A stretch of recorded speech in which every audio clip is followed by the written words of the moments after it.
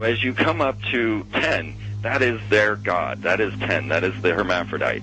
But if you stop at 9 and you skip to 11, skipping God, then you are a Luciferian. Because 11 is the number of the magician. It's the one step above. Once you have accomplished the tree of life, you are now the magician. You are one above 10. But they're doing it by skipping God. That's the symbolism of 9/11.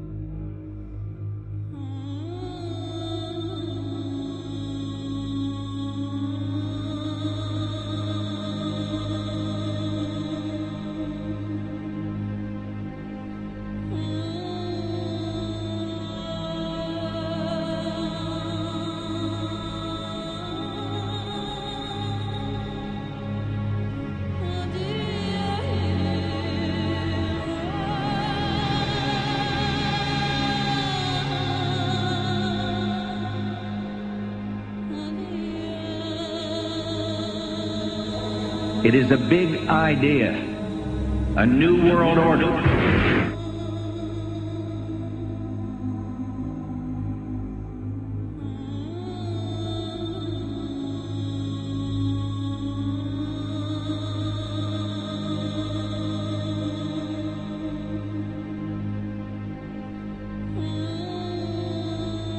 We were on assignment. We were supposed to kill 2 birds with 1 stone. In Fight Club, Project Mayhem destroys a giant bronze spherical sculpture. This seems an obvious reference to the sphere at the World Trade Center complex. Trust me. Everything's gonna be fine. In a pivotal scene reminiscent of 9/11, we see the destruction of skyscrapers and the change of a skyline. Second anniversary of the 9/11 attack on the World Trade Center, George Bush asked for an $87 billion increase in military spending.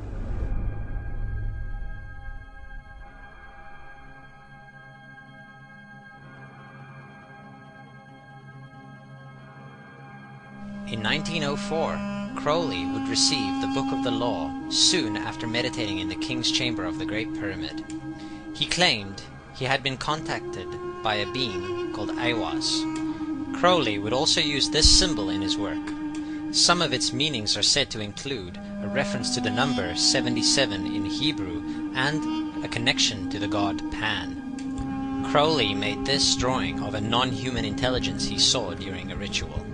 Synchronous 23 has made the connection between Aiwass and the Wizard of Oz, and has further pointed out the similarities between Crowley's grey alien-like drawing and the depiction of the projection of the Wizard of Oz in the film version.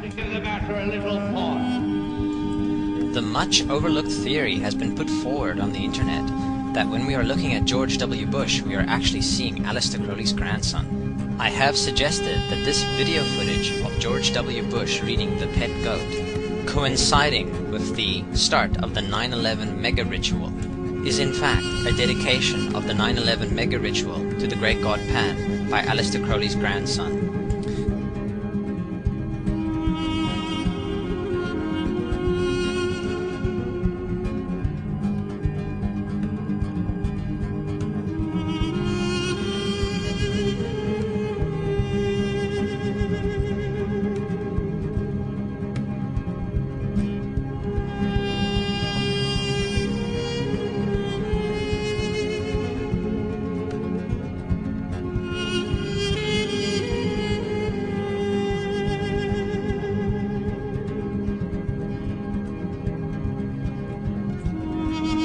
Things get a little weird.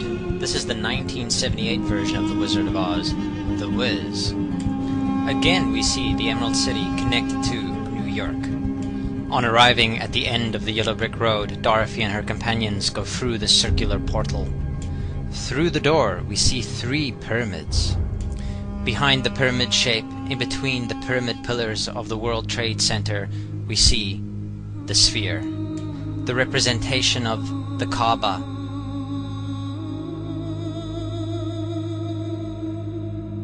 The inhabitants of Oz dance around the sphere in ritualistic fashion.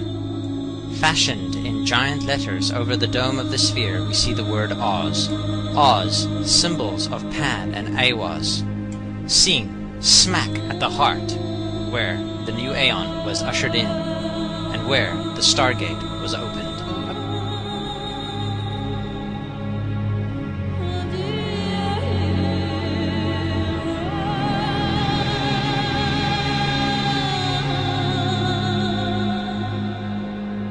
Between the Twin Towers is called the Spherical Caryatid. It was made by artist Fritz Koenig and was nicknamed the Sphere.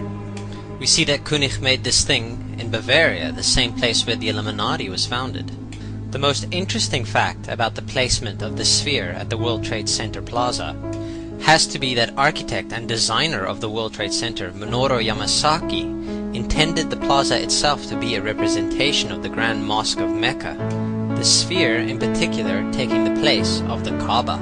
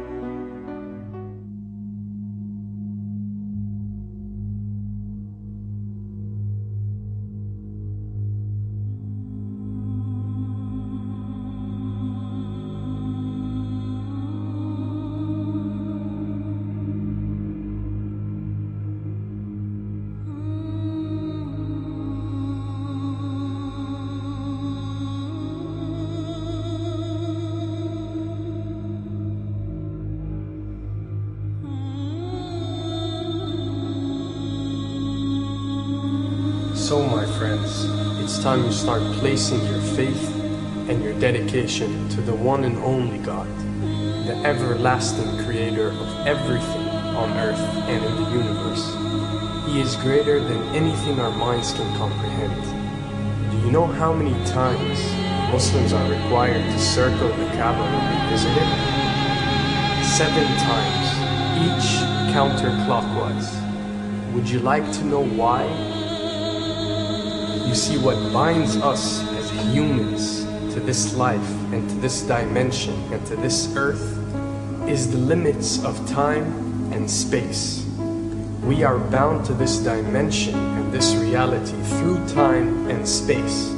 Hence, if one wants to leave this dimension or leave this reality, he needs to break away from time and space.